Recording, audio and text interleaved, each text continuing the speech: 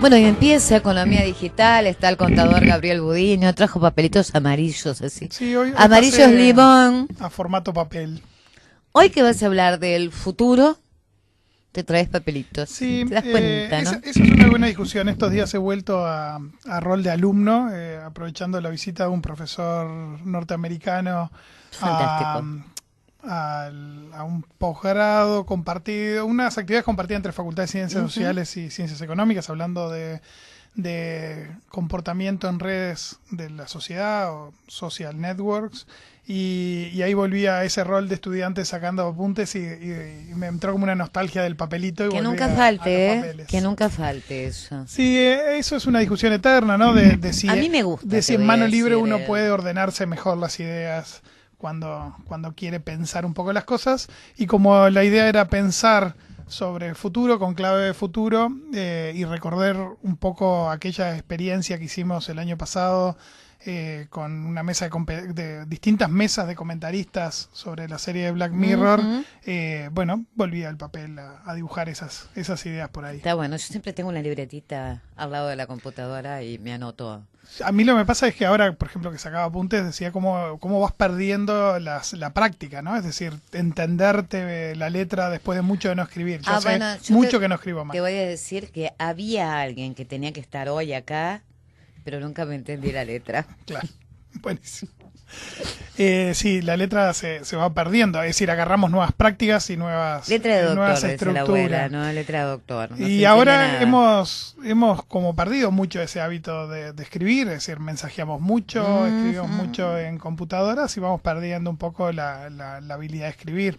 ¿Qué viste cuando decían, bueno, hay que mandarle cartas por correo a Lula? Cartas y por Correo.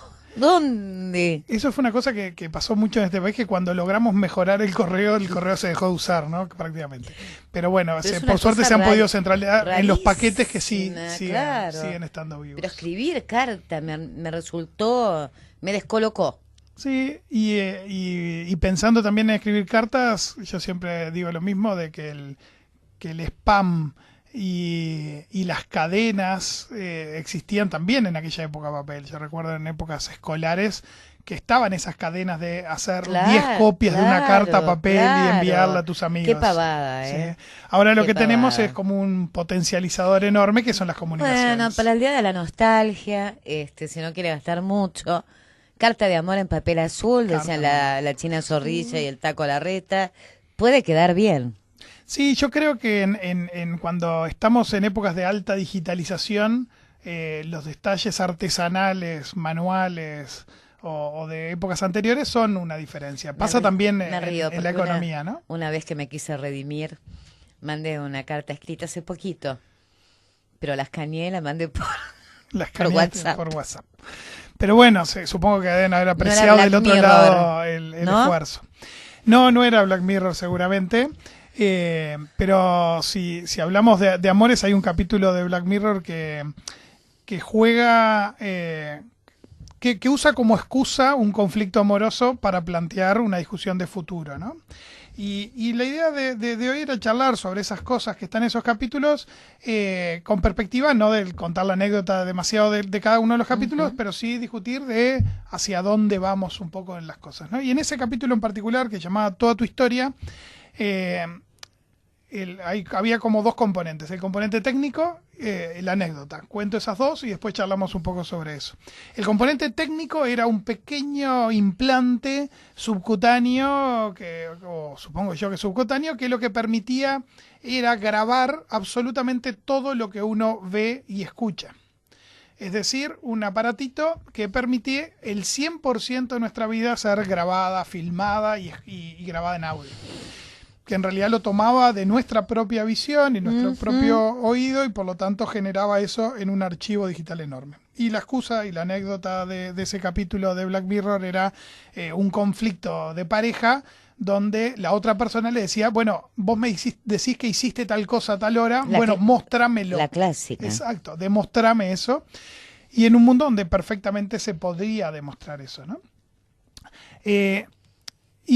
Como suele pasar en esos capítulos de Black Mirror, está ese componente muy futurista, ¿no? De un pequeño chip implantado que permite grabar todo, y uno se cuestiona, bueno, pero ¿y cómo hace para reconocer las imágenes que ven nuestros ojos? O cómo hace para transformar esa información que hoy es neuronal en archivos digitales, porque el oído, uno podría decir, bueno, es un pequeño micrófono y no es el Claro, oído. actúa como transmisor. Exacto, y listo. Pero bueno, más allá de esos cuestionamientos que en realidad no falta demasiado para que nosotros podamos hacer eso tecnológicamente. Es decir, hoy ya tenemos una cierta capacidad tecnológica de interpretar las señales neuronales en información digital. Por lo tanto, estrictamente no falta demasiado para que nosotros podamos poner tecnología asociado a nuestro paquete neuronal, es decir, asociado a nuestro cerebro, para convertir esas cosas que nosotros vemos, oímos o sentimos en datos digitales. Pero además, si quisiéramos no meternos en ese terreno, también tenemos algo intermedio, como por ejemplo tener cámaras en nuestros lentes para filmar todo lo que vemos. Y a lo mejor sin llegar a eso, y eso es lo lindo del cuestionamiento de futuro distópico que nos plantea Black Mirror, es, bueno, ¿y hasta qué punto hoy no estamos siendo grabados en el 100% de lo que hacemos? Y ahí empiezan varias dimensiones que uno tiene que empezar a analizar. Por un lado, nuestra propia producción, ¿no? Estamos todos con un teléfono. Eso que estamos haciendo ahora. Lo que estamos haciendo ahora, la radio que se ve. La radio que se ve. El estar todo el tiempo con un celular implica de que estamos dejando pequeñas huellas de lo que hacemos. Por un lado estamos dejando huellas cuando hablamos o intercambiamos mensajes, pero también cuando la compañía telefónica geolocaliza nuestros aparatos y por lo tanto sabe dónde estamos.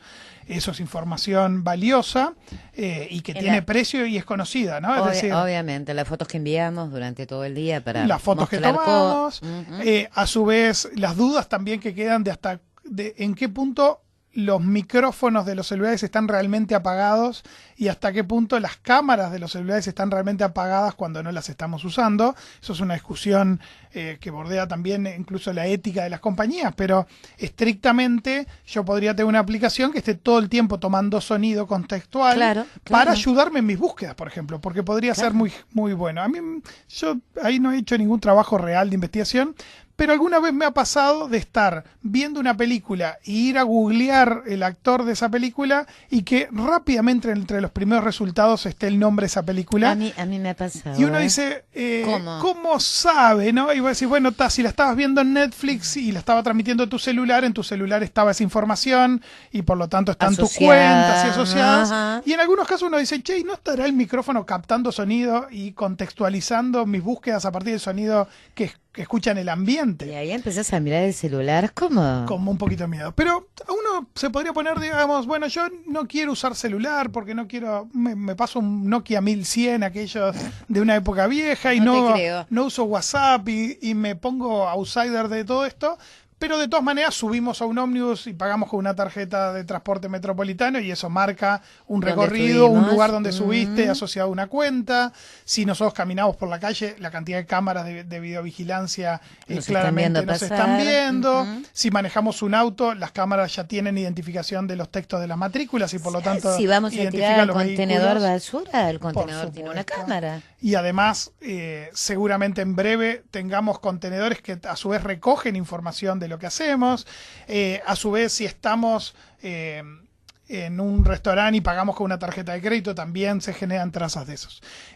No es policial el asunto y no es ni policial ni de espionaje a partir de las empresas, ni de persecución, pero sí que aquello que estaba planteado en el capítulo de Black Mirror, como puede haber un futuro donde podamos grabar todo el tiempo lo que hacemos y tener pruebas para demostrar dónde estuvimos cada segundo. Sí, no es tan lejano. Y hoy no está tan lejano. Yo creo que varias películas de detectives que veíamos en nuestra adolescencia pierden un poco de gracia. Hoy demostrar que uno estuvo en un lugar, obviamente, ya no es un tema solo de testimonios. Uno puede pedir, bueno, es que estaba cenando afuera, bueno, pagaste con tarjeta de crédito. No, pagué con efectivo. Bueno, pero ¿dónde estaba ese restaurante? En tal esquina. Bueno, pero ahí hay una cámara de la policía en la puerta o en las cámaras de videovigilancia de locales. Incluso está la discusión de, yo en mi casa, ¿puedo poner una cámara apuntando hacia la calle y hacer reconocimiento de las matrículas que pasan y hacerme una red de contactos que me diga un cierto vehículo por donde pasa por toda la ciudad de Montevideo. Y bueno, son de esas cosas que ni siquiera tenemos bien normalizadas y reguladas porque es algo completamente nuevo.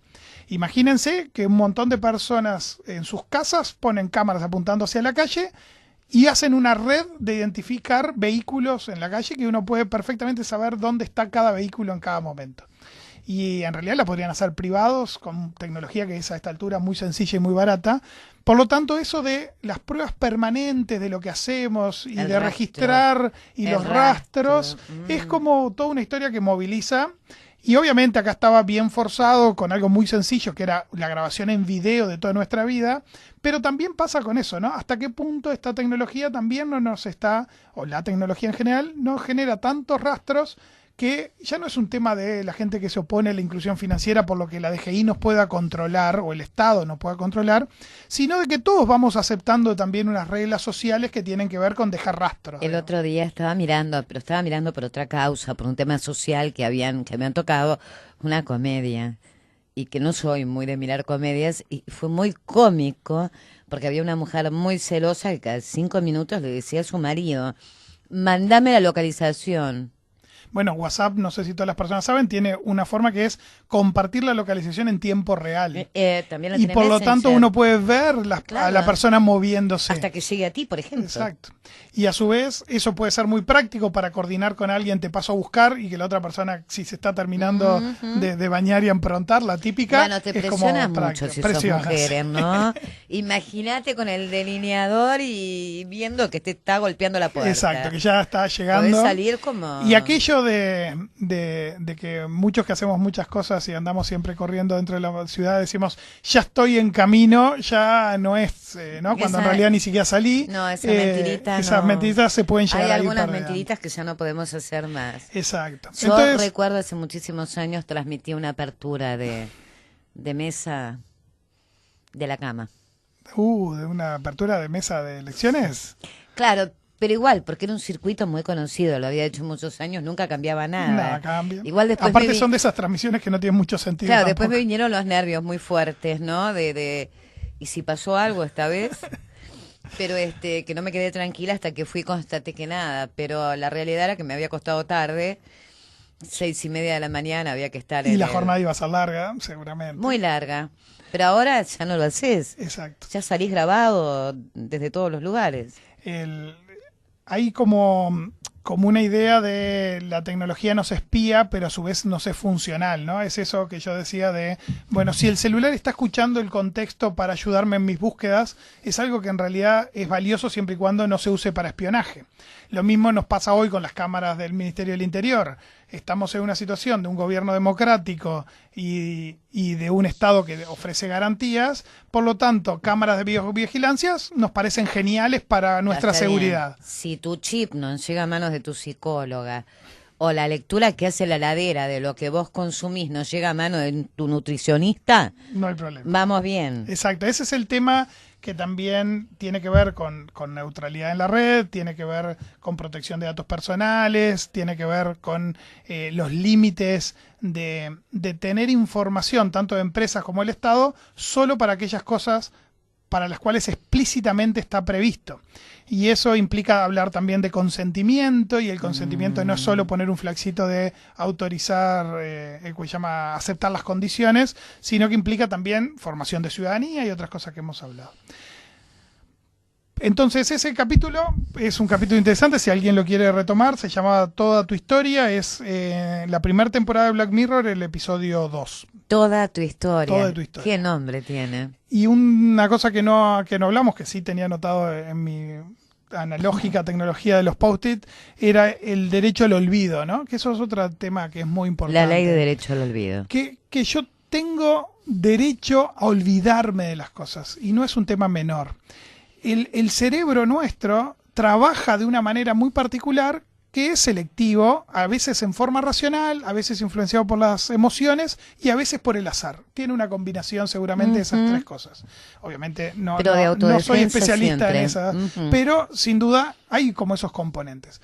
Ahora, cuando Facebook me pone una foto tomada hace 5 años en primer plano... Estaba pensando en esto. Exacto. Todos los días cuando te trae a la memoria cosas que vos o querés o no querés Claro, si yo recordar. publiqué una foto hace 4 años con un grupo de amigos o con una pareja que en ese momento estaba feliz Con una y la persona que publiqué, falleció, ¿por con... qué Facebook tiene el derecho a imponerme ese recuerdo sin que yo lo haya seleccionado? Porque obviamente está ahí, nadie dice que no, yo lo puedo buscar y va a estar ahí, pero ¿por qué tener que ponérmelo de frente de nuevo? todos ¿no? los días. Exacto. Y pasa.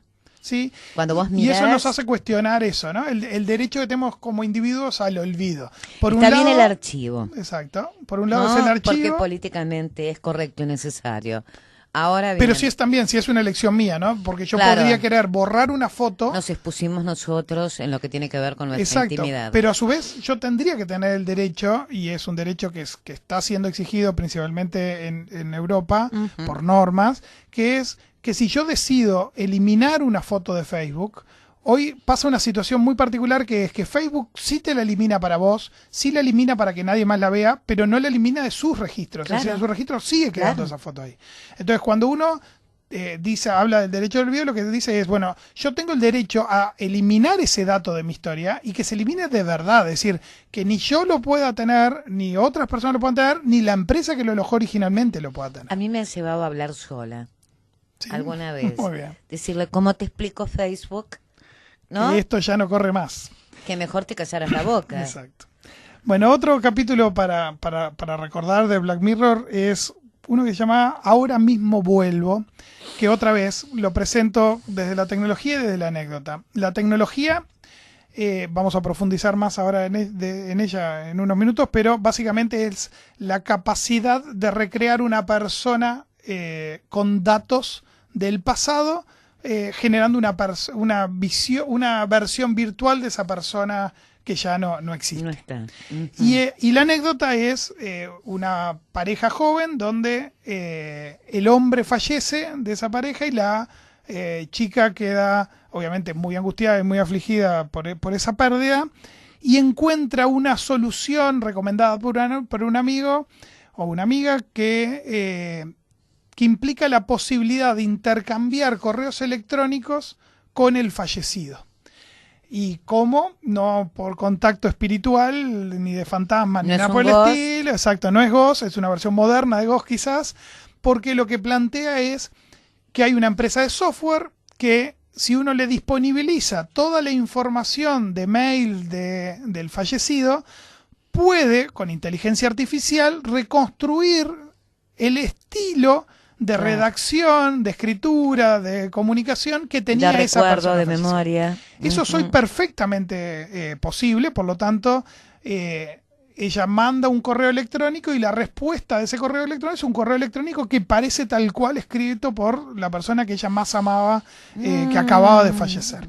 El paso siguiente de eso fue que se lo propone por correo electrónico su esposo muerto, su pareja muerta, es pasar a una instancia de chat, lo cual es un desafío técnico un poquito mayor, técnicamente es un poquito mayor, Obviamente. pero es exactamente igual que escribir. Lo único que lo que hay es un automatismo y mayor velocidad de respuesta, más interacción, Más pero sigue exigencia en la siendo inteligencia. el mismo tipo de tecnología. Después de mucho chat con esa persona, la persona dice, che, ¿y si me mandás grabaciones mías, videos míos, yo podría hablar y llamarte por teléfono? Y ahí otra vez, estamos hablando de algo que es relativamente sencillo. Si yo ya lo logré dibujar, digamos, reproducir el estilo de escritura, si tengo los audios, reproducir el estilo de escritura formado por sonidos Claro. que se parezcan al fallecido, también es De algo voz, de sencillo. idea. Ujú.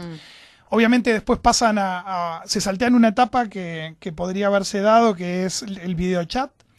Y en estos días recomiendo, hay una charla TED que habla de este punto en particular. La charla comienza con 4 imágenes de Obama y le preguntan al público cuál de estos Obamas, porque los 4 hablan el mismo texto al mismo tiempo, cuál de estos 4 Obamas es el verdadero. Y ninguno es verdadero. Es decir, son todas reproducciones, virtualizaciones en base a imágenes tomadas de Google, es decir, ni siquiera escaneos de la persona, nada. Imágenes tomadas de Google que lograron un modelo digital que a su vez toman los audios y logran reproducir la voz y por lo tanto tienen una imagen de video en 3 dimensiones, como si fuera una filmación común y corriente, donde pueden hacer que esa imagen virtualizada diga cosas que jamás dijo. O sea, si no tocas, no es. Exacto. Y eso, en este capítulo en particular de Black Mirror, se saltean ese paso porque pasan rápidamente a un tercer paso, que hoy sí estamos todavía bastante lejos, que es un robot con forma y textura de esa persona, con el audio, la imagen y el sonido, las palabras y el estilo de esa persona.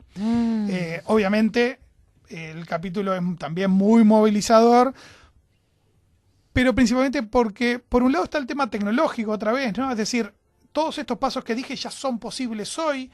El único paso de todo ese capítulo que no está hoy real es tener una persona física, un robot que se comporte como tal, a pesar que ya hemos conversado acá de muñecas o juegos sexuales que tienen un nivel de verisimilitud bastante alto. Pero la combinación todavía de inteligencia artificial, habla de un robot y comportamiento humano está todavía muy en pañales, digamos. Pero es la inteligencia artificial. Pero es la frutilla. Que te hace movilizar. Sin duda. En definitiva, a ver, cuando decía la muerte no sponsorea, y uno siempre dice que no hay nada mejor que morirse para que otros hablen por vos. Y bueno, en este caso es tal cual. Hay otros que están hablando por vos que ni siquiera son otros. Bueno, el video de Obama y de la charla TED acerca de la capacidad de generar una imagen virtual de alguien con texto, imágenes que nunca ocurrieron y que parecen reales. Porque me enganchaste. Muy bien, esa era la idea. Esa charla TED me la recomendaba una colega, Dinora, responsable de marketing de NRT, y Dinora decía, a vos que te gusta el tema de las fake news y los rumores en la web, obviamente, ya no va a alcanzar con ver un video de una persona diciendo algo para estar tranquilos y seguros de que esa realidad ocurrió. Digamos, va a haber que tocar. Va a haber que tocar. Incluso vamos a llegar al punto de este capítulo de que el robot que tocamos parece humano y no lo es. Ahí también entra un desafío. Nos estamos dando cuenta que estamos conviviendo con esta realidad, aquellos que estamos en la cosa tan floja, ¿no? De mentirnos todo el tiempo. Bueno, ese es hay 2 desafíos grandes asociados a esto que se plantea este capítulo. Uno es qué es la verdad, ¿no? Lo que decías vos, ¿no? Es decir, tengo que tocar para saber que es cierto. Entonces, todas nuestras estructuras basadas en confianza se desmoronan rápidamente porque la veracidad es algo que es un concepto que va a ser mucho más complicado de lo que es hoy. Además, imaginarme que lo artificial siempre va a ser más bueno que lo humano. Exacto. Porque no va a tener errores. Exacto, y si tiene errores van a ser errores provocados para que parezcan más verdad, como claro, cuando una planta de plástico se le ponen imperfecciones para que parezca real. En este caso, este novio que tenía iba a ser el hombre perfecto, obviamente, sin lugar a dudas. Bueno, y el otro, bueno, justamente sin quemar demasiado el capítulo, el problema que termina teniendo es esa perfección, ¿no? Es decir,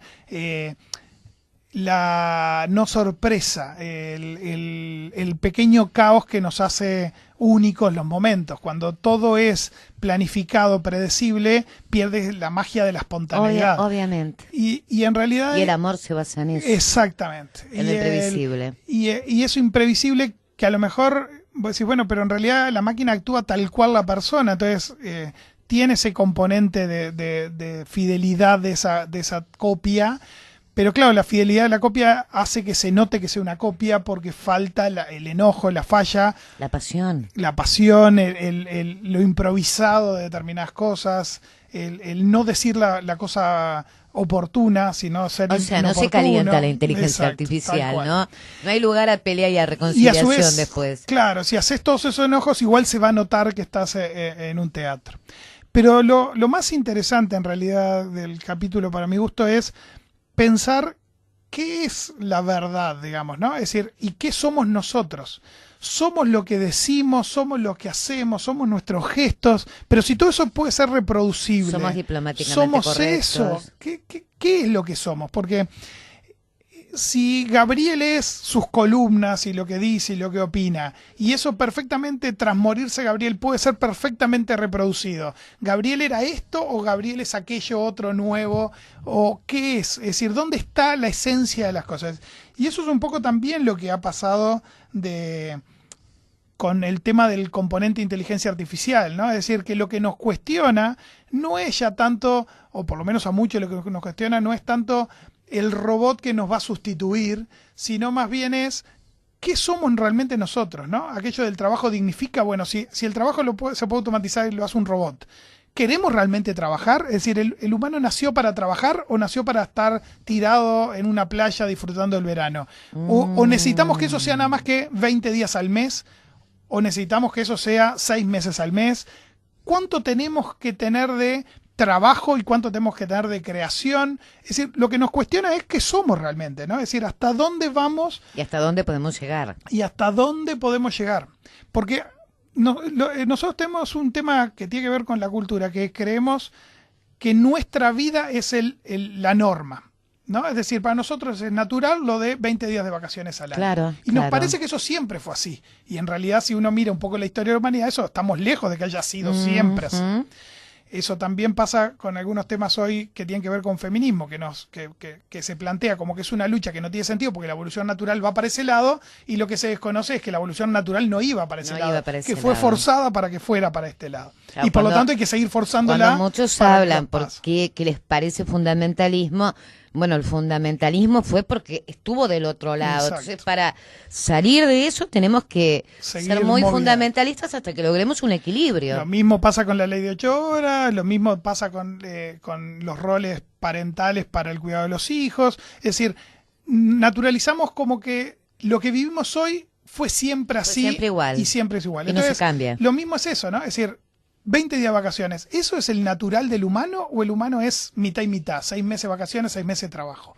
O a lo mejor lo natural del humano es 0 trabajo y solo pintar cuadros. No tenemos ni idea de qué es nuestra esencia. Sí, bueno, va en individualidades, no todos somos iguales, ¿no? Entonces, y eso es lo que nos diferencia de la máquina. Entonces este capítulo también nos ayuda a pensar un poco eso, qué somos realmente, ¿no? ¿Qué componente tenemos mecánico, técnico? Porque a su vez, obviamente, la naturaleza tiene un componente mecánico, es decir, nuestros gestos están condicionados por nuestra complexión física, por si tenemos algún defecto, algún tic neurológico, pero eso es físico, químico, o eso es cultural, claro. ¿No? Es decir, la costumbre, no sé, de acomodarse el pelo, ¿es cultural o es una falla en nuestras neuronitas? Lo mío es producto de la ansiedad. Exacto.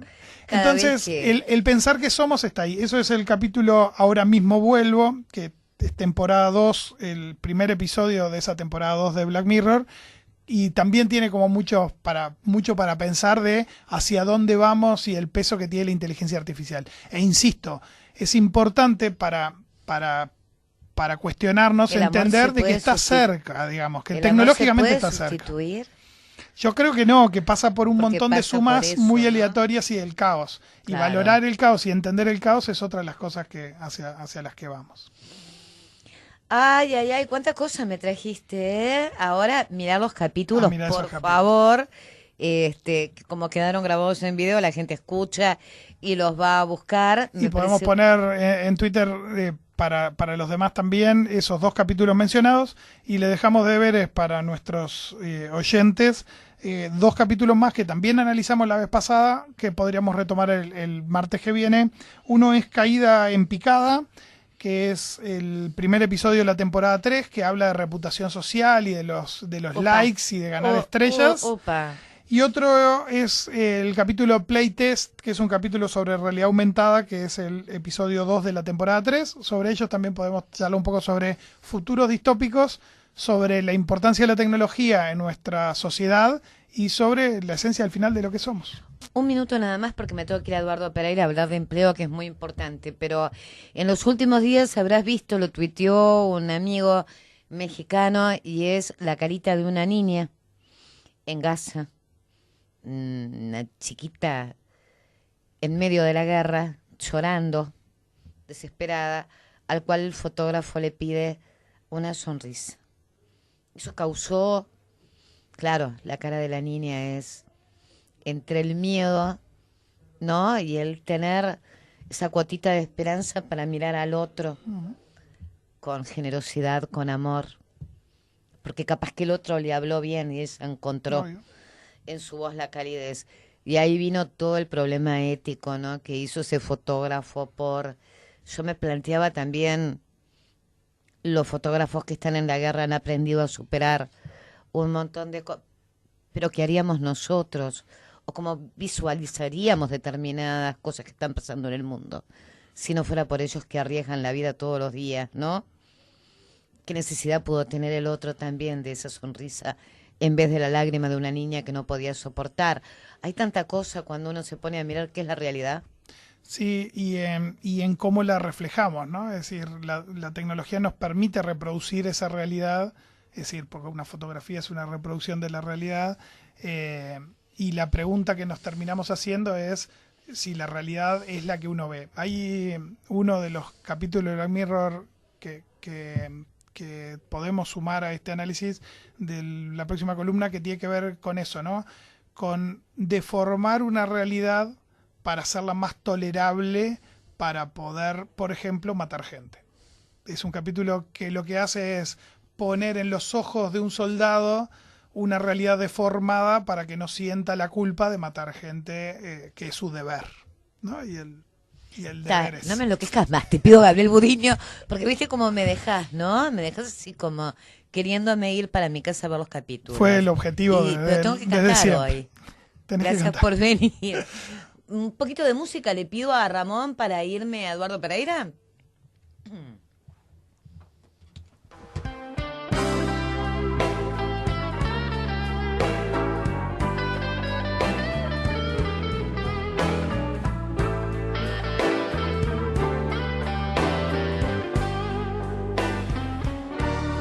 No sé por qué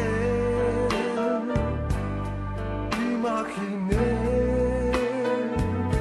que estábamos unidos y me sentí mejor, pero aquí estoy tan solo en la vida que mejor me voy.